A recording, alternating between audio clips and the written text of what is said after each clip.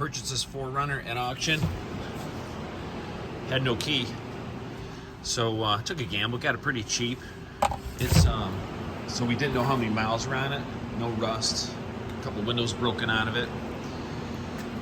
So gave the title information to the dealer. They were able to print the key, but this has an immobilizer system that you have to program the keys. I went on a YouTube video. There's guys trying to sell these programmers with the keys and everything with the remotes. Probably a pretty good deal. I didn't price it out, but here's how to do it with a scan tool.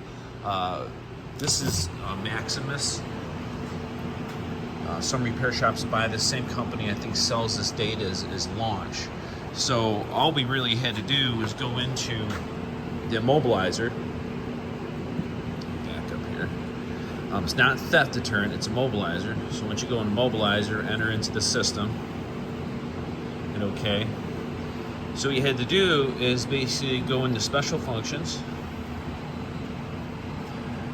and hit all missing keys, because when you program extra keys to this, you have to use the original master key to program more keys into it. So you got to delete all the keys.